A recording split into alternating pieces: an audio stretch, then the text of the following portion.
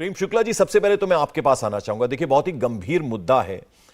ये जो दो आतंकी हैं, 2 दिन के अंदर अंदर अगर देखें तो दूसरी बार हाफिज तलहा सईद है एक, और दूसरा शाहिद महमूद है। इन्हें यूएनएससी में ग्लोबल टेररिस्ट होने से एक तरह से बचा लिया गया है, और फिर पहल की है चीन ने वीटो कर दिया। स्वाभाविक तौर पर चीन जो है वो जिस तरह से जिहादियों को समर्थन और संरक्षण देने का दुष्कर्म कर रहा है, उसका परिणाम उसको भोगना पड़ेगा। किसी जमाने में पाकिस्तान ने आतंकवादियों को पालने पोसने, उनको निर्यात करने का जो दुष्कर्म किया, उसका परिणाम पाकिस्तान को भोगना पड़ा। और पाकिस्तान के घर में इतने अधिक आतंकवादी हो गए कि पाकिस्तान में आज भी मस्जिदों में नमाज पढ़ने के लिए खड़े हुए नमाजियों को आतंकवादी फिदायीन हमले करके नमाजियों को मार रहे हैं। उनकी स्थिति की विद्यालयों में जो है आतंकी हमले हो रहे हैं। उनकी स्थिति है कि फाटा पर किसी प्रकार का नियंत्रण जो है पाकिस्तान का शेष नहीं बचा है। मसूद अजहर जिसको बचाया जा रहा है, आपको ध्यान होगा इनके राष्ट्रपति परवेज मुशर्रफ ने जो अपनी पुस्तक लिखी, अपनी जीवनी लिखी, उसमें भी जिक्र किया कि मसूद अजहर ने परवेज मुशर्रफ की हत्या का षड्यंत्र रचा। तो जो इनके देश के राष्ट्राध्यक्ष की हत्या का षड्यंत्र रचे, उसको अगर बचाने का प्रयास पाकिस्तान अपने आका चीन के माध्यम से करता है, तो यह सीधा संकेत है कि पाकिस्तान की आतंक के मामले में अपनी नीति में किसी प्रकार का कोई परिवर्तन नहीं हुआ है।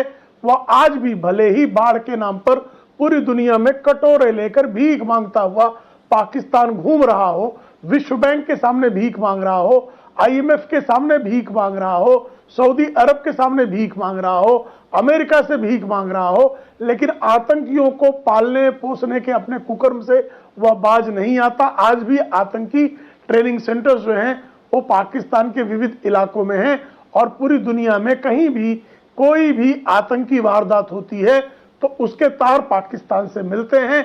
वह अमेरिका से खैरात लेकर भी वो लगातार जो है उस्मा बिन लादेन जैसे आतंकवादियों को पालता, ऐमन अल जवाहिरी जैसे आतंकवादियों को पालता है, मुल्ला उमर जैसे आतंकियों को पालता है, मसूद अजहर और उमर शेख जैसे आतंकवादियों को पालने का कुकर्म करता है। तो आतंकवाद का गर्भगृह बनकर पाकिस्तान जिस तरह से आज फटने की कगार पर खड़ा हुआ है, दिवाला पिटने की कगार पर खड़ा हुआ है, और अब आतंकी उसको खा रही है, स्थिति के बाद भी वह सुधरने के लिए तैयार नहीं है, संभलने के लिए तैयार नहीं है।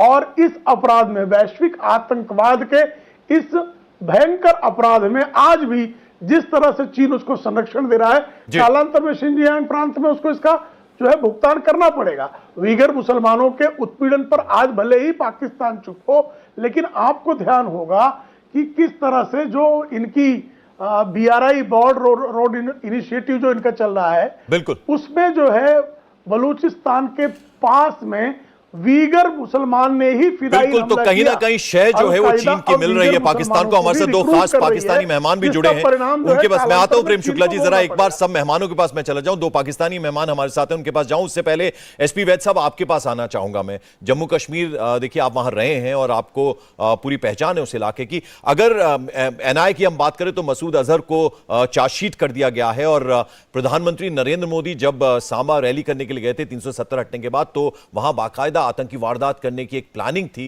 2 आतंकियों को मार गिराया गया था, और उनका ताल्लुक जो है वो पता चला कि पूरा जो मास्टरमाइंड है वो मसूद अजहर था, और इसका भाई अब्दुल राउफ वो ग्लोबल टेररिस्ट घोषित है, और उसके लिए भी, उसको बचाने के लिए भी चीन ने बाकायदा वीटो किया था। तो सीधे सीधे वो दोगलापन चीन का सामने आ रहा है। पंकज जी, बिल्कुल सही आपने फरमाया। जब प्रधानमंत्री यहाँ आ रहे थे सांबा में, तो ये साजिश उस वक्त पाई गई और उसमें 2 आतंकी मारे गए। और ये जो प्लान था, ये साजिश जो थी, ये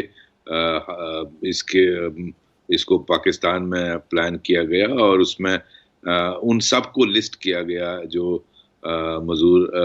अजहर मसूद है, और बाकी उनका जो भाई है, और कुछ लोग जो वहाँ बैठे हुए थे जिन्होंने इसमें प्लानिंग की, और कुछ लोग यहाँ जो पकड़े गए बाद में कश्मीर घाटी से, उन सब की साजिश थी। तो इसमें मैं समझता हूँ NIA ने चार्जशीट करके अच्छा कदम लिया, और इसको ये आप जानते हैं अजहर मसूद ग्लोबल टेररिस्ट है और चाइना पाकिस्तान के इन हरकतों को एक संरक्षण देता है। और ये जो क्रिमिनल नेक्सस जो पाकिस्तान के साथ चाइना ने बनाया है, बेसिकली वो नहीं चाहते कि भारत एक ग्लोबल पावर बने और डिस्टर्ब हालात, इंटरनल सिक्योरिटी डिस्टर्ब रहे, यहाँ टेररिज्म पनपता रहे, यहाँ की हालात खराब होते रहें। लेकिन इन सब चीज़ों से भारत की जो प्रगति है वो रुकने वाली नहीं है। और बहुत जल्दी, जिस तरह प्रधानमंत्री नरेंद्र मोदी जी ने कहा है कि हम अगले 25 सालों में एक डेवलप पावर बनेंगे और वो बिना शक बनेंगे, ये सारी दुनिया को एक क्लियर मैसेज होना चाहिए। मैं सिर्फ यहाँ दो बातें कहना चाहता हूँ कि एक बड़ी फेमस कहावत है, as you sow so shall you reap. आप जैसा बोओगे वैसा ही पाओगे। भारत ने आईटी में एक एजुकेशन पॉलिसी और आईटी की में जो अपनी आने वाली पीढ़ी को तैयार किया, आज भारत पूरी दुनिया में एक आईटी पावर बना है। अब देखिए पाकिस्तान के अंदर आवाजें उठ रही हैं। मैं बहुत देखता रहता हूं पाकिस्तान का टीवी। वहां के जो नया जो तबका है, नया जो यूथ है वहां का, आज वो क्वेश्चन करते हैं उनकी एस्टैब्लिशमेंट को कि आपने बिल्कुल बहुत ही महत्वपूर्ण मुद्दा आपने उठाया। इसी बारे में जरा मेरे साथ दो पाकिस्तानी मेहमान हैं। सर मैं आपके पास आता हूं, वैद साहब। पहले मैं आना चाहूंगा जरा भट्ट साहब आपके पास, अजीम भट्ट आपके पास मैं आना चाहूंगा। देखिए मेरे पास 7 वजहें हैं ऐसी जिससे पता चलता है कि दुनिया का सबसे खतरनाक देशों में पाकिस्तान का नाम शुमार है। ऐसे मैं एक एक करके आपको उसके एग्जाम्पल दे सकता हूं, लेकिन अभी जिस तरह से चीन की शय मिल रही है कहीं ना कहीं, वो हिम्मत बढ़ा रही है पाकिस्तान की, हम देख रहे हैं। देखिए इसमें कोई शक नहीं है, मैं एग्री करता हूं कि बिल्कुल भी हमारे जो स्ट्रेटेजिकली देखा जाए तो हमारे हालात को बेहतर होना चाहिए। और एक माजी रहा है, मुझे ये मानने में किसी सूरत भी जो है ना वो हिचकिचाहट नहीं होगी कि एक माजी रहा है, एक पास्ट रहा है। और मैं हमेशा एक बात कहता हूं कि हमारी जो स्टेट पॉलिसी है उसके अंदर बड़ी वाजिया तब्दीली आई है, और वो आपको भी समझने की जरूरत है कि 2008 से पहले पाकिस्तान की स्टेट पॉलिसी और थी। जनरल मुशर्रफ के दौर से पहले स्टेट पॉलिसी और थी, उसके बाद उसको बहुत ज्यादा फर्निश किया गया, रीन्यू किया गया, उसके अंदर चीजें जो है वो बड़ी डेवलप हुई हैं। अभी जो आपके लास्ट गेस्ट बात करते हैं वो दुरुस्त बात कर रहे हैं कि अभी बहुत ओपनली और ब्लंटली गुफ्तगू होती है कि हमारी पास्ट की जो गलतियां हैं उसका खमियाजा हम आज तक भुगत रहे हैं, उसको सुधारने की जरूरत है। चाहे वो अफगानिस्तान के अंदर हमारी जो है वो 2008 या 90s के अंदर जो हमारी जो है वो एक शमूलियत थी है वो किसी भी सूरत में हो। लेकिन बात यह है कि आपको भी ये समझने की जरूरत है कि जिस तरह अभी लास्ट पैनलिस्ट ने बात की कि नया नया जो हमारा तबका है वो सवाल उठाता है और अब बहुत सी चीजों को तब्दील किया जा रहा है। अभी ऐसा नहीं है, बहुत सी चीजें सुधरने की जरूरत है। मैं ये मानने के लिए आज भी बड़ी बड़ी ओपनली मैं बात करूंगा कि अभी भी बहुत सी चीजें दुरुस्त होने की जरूरत है और उसको किया जा रहा है, मगर उसके लिए वक्त लगेगा। हमारा पिछला जो पास्ट है तकरीबन 40-50 साल का, उसका ठीक है, हमने आपकी बात समझी। मैं लौटूंगा आपके पास। जरा जनरल शिवाज हमारे साथ है। जनरल शिवाज, जो बात कही है यहां पर भट्ट साहब ने, क्या आप उससे इत्तेफाक रखते हो? कह रहे हैं कि पाकिस्तान बदल रहा है, 2008 के बाद से बदलना शुरू हुआ है। तो आपको लगता है, आप इत्तेफाक रखते हैं उनकी बात से जो ये कह रहे हैं कि पाकिस्तान सुधरने की कोशिश कर रहा है? सुधरा है क्या पाकिस्तान? हाँ पक्का। देखिए ये विडंबना है, ये सच बात कह रहे हैं कि बदलने की कोशिश कर रहा है। मुझे लगता नहीं ज़मीन पे कुछ बदलाव आया है। अगर देखें पाकिस्तान की हिस्ट्री कि 60s और 70s में उनकी जीडीपी भारत से भी अच्छी थी और बहुत अच्छा कर रहे थे वो इकोनॉमिकली, और जब से उन्होंने आतंकवाद का साथ दिया आज वो डूब गए। 186 बिलियन डॉलर का उनके ऊपर कर्जा चढ़ा हुआ है। फाइनेंशियल एक्टिविटीज उन्होंने उनको ग्रे लिस्ट पर डाला हुआ है, ब्लैक लिस्ट पे नौबत है। और अब जो हिसाब किताब क्या है कि जिस प्रकार से उन्होंने आतंकवाद का साथ दिया,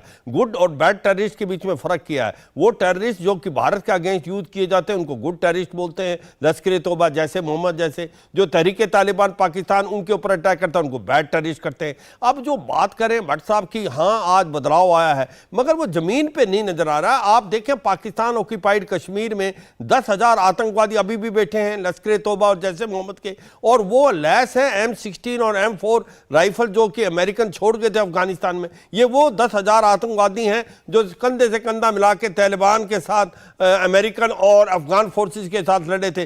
तो ये कहाँ क्रॉस बॉर्डर टेररिज्म अभी भी हो रहा है, ये आतंकवाद भेजने की कोशिश करते रहे। मैं ये कहता हूं कि अगर सच्चे मन से पाकिस्तान कोशिश करे तो कुछ बदलाव हो सकता है, मगर कोशिश बिल्कुल नहीं हो रही। जो कहने में और करने में फर्क है, कहनी और करनी में फर्क है। देखो सच्चाई ये है कि जब पाकिस्तान और चीन का एक नेक्सस है, ये जो बात करें हाफिज सईद और मसूद अजहर, इनके भाई भतीजों को चीन छुड़ाने की हरदम कोशिश करता है, उनको चाहता है कि यूएन सिक्योरिटी काउंसिल उनको इंटरनेशनल टेररिस्ट डिक्लेयर ना करे। मैं एक ही चीज मैं ये कहना चाहता हूं, ये वही चीन है जहां पर विगर मुसलमानों के साथ क्या जाती होती है सिंगजांग में। इंडिया टीवी हर वक्त हर जगह डाउनलोड करने के लिए सर्च करें India TV news Google play store या ऐप स्टोर पर।